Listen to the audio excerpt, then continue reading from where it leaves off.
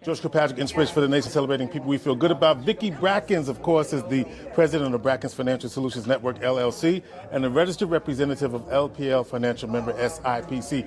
Vicki, we got a special guest in the building. Yes, we do, and we've been anticipating this incredible event and having you here, Senate Majority Leader, and we want to make sure that you understand that here in Syracuse, we welcome you, and we're looking forward to you coming back many, many times in the future. Well, let's say her name. Oh, Senator Majority Leader Andrea Stewart. He always tells me what to do. Andrea Stewart-Cousins. Okay, all right. That's why it's a great partnership. That is exactly correct. Anyway, I was listening to your comments as far as the legislative opening, okay, back in January, and you made mention of an issue that we have here, which is affordable housing, and the fact that we are having such a dearth, okay, of affordable housing. Could you expound on that a little bit more, as far as what you see and what you anticipate for the future? Well, frankly, the affordable housing issue is a national issue, as well as one that is extremely prevalent in the state. And it's something that we are all focused on. I feel that the state could find something that is very similar to Mitchell-Lama. Mitchell-Lama was back in the 50s, and it was a plan to build massive amounts of affordable housing throughout and make it affordable for generations. Right. So I think we're at that place where we should be able to figure out as a state how to create another plan like that, as well as finding ways to keep people in their homes and give some tenant protection, as well as maybe making it easier for people to buy homes, buy their co-op, create a variety of pathways for affordability, because no matter what community you are living in, I think we're all having the same issue. Our seniors want to have some place to retire to. Our kids want to be able to live in their communities. Yes. And I think the affordability is an issue all over. So I know that we are all in our conference focused on it. The governor's focused on it. And we intend to get more things done because we know it's an issue that has to be resolved. But we need federal partners too. I want to be able to say this. I mean, I grew up in public housing. Okay. And that public housing was, I guess, the federal government's initiative to be able to create affordable housing for the soldiers. Right. My dad was a World War II vet. And since we're talking about Black history, when he came back from the war, he served in a segregated army. Yep. And when they started allowing for the suburbs to get built and home ownership, Black soldiers were not part of that. Nope. But the answer was public housing. So we live there. But the investment was very, very clear. It was a federal investment.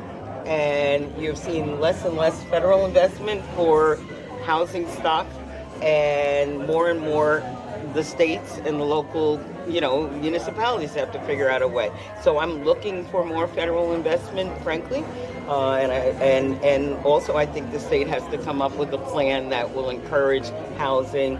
Again, all levels of housing, because we all need affordable housing. Right. Well, with the cooperation that both the federal government and the state went through concerning the Green Chips Act. That's right. I would imagine exactly that you've already laid the foundation for cooperation throughout, and hopefully we'll be able to pull some of that cooperation toward Central New York and to the state of New York to solve this problem. Yes. Well, I love Syracuse. Yay! I do. Senator May, Senator Mannion have represented Syracuse quite well in our conference, and as soon as I had members from Syracuse, they brought me up.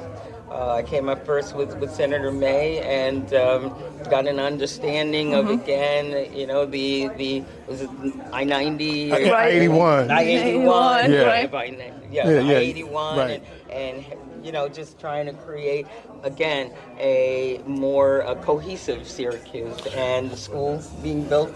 So, I mean, we have been very, very supportive, and I will continue to be supportive. We appreciate that. And before we get to why you're here, one more thing I wanted to ask you to speak to, the importance of this year's election cycle and the importance of getting out the vote. Oh, yeah. I mean, I think that this is really a question of whether or not we get to keep and grow our democracy. Okay. Democracy is an experiment, and it is one that so far we've been able to keep, but I think there's a lot of forces that have decided that the experiment should be over. We are already seeing an erosion of our rights. Yes. We're seeing voting rights being pulled back. We're seeing reproductive rights being pulled back. We are seeing now, again, when you saw what Alabama has done, I mean, we're in a place where we're seeing people banning books, and I just hope that people understand that it is beyond personality. Right, who you like, who you don't like. Yeah, it really does, it's not like the practicalities. It is about what we want for our future. Yeah. Whether we want to live in a society that we can disagree about things, but we can disagree in a way that respects one another, but still maintain our ability to move forward as a community, as a society, giving people the rights to make their own decisions and choices, as opposed to the possibility of having an autocrat, one person who you give your power to and hope that they give power back to you. Right. And we've seen it. We've seen the results of that. We've seen that movie already. We've seen the movie, and we've seen it in other countries. Yep. And people are envious. The reason why people are coming here is, frankly, because of the freedom that we have. So that is not something we want to trade away. We can certainly perfect it.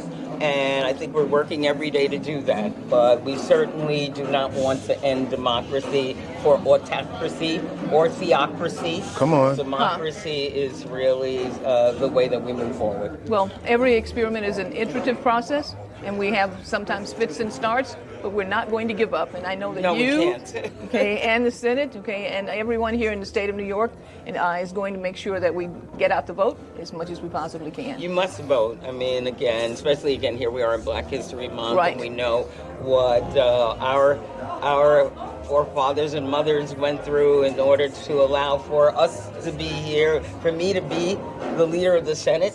Really, it's extraordinary. This is why. But again, Dr. King and so many will go through all the names, but they understood that if people had the power in their hands, they would vote for things that would better them, better the community, and give them, again, more options. And that's what we're experiencing now. So there are people who think that enough is enough. They don't want to see this expansion of all these people doing all these things. But we understand that the table is big enough for everybody, and that we all have something to bring. So please vote.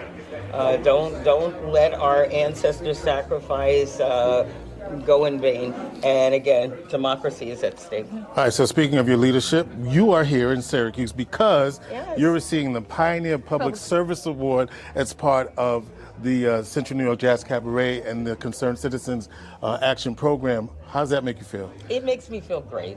I was here again because Senator May had invited me to come a few months ago.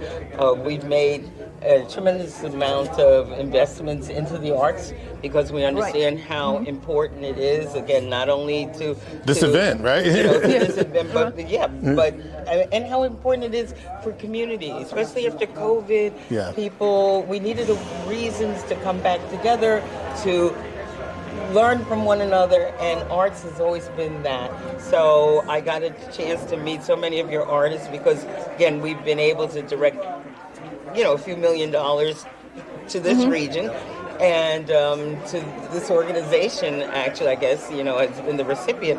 But that's where I met so many of the artists, including Larry, who then asked me would I consider coming, and it's hard to say no because I understand this is the place. This Oh, is yeah, the wait. place, It's certainly yes. an honor, to be recognized outside of my own local community for leadership by people who are truly leaders All right. in this great community. Well, thank you again for making the journey and for coming up to Syracuse, and we look forward to seeing you many times in the Yes. future. Oh, wow. And we're going to let you go ahead and enjoy the show. Thank you so All much right. for both of you. Senate Majority Leader Andrea Stewart-Cousins here on George Kilpatrick Inspiration for the Nation with Vicki Brackens, President, Brackens Financial Solutions Network, LLC, Registered Representative of LPL Financial, member SIPC, America's Money Maven, and our Concerned Citizen Action Program, Citizen of the Year. Congratulations. Thank you. All right. Thank you so Thank you. much.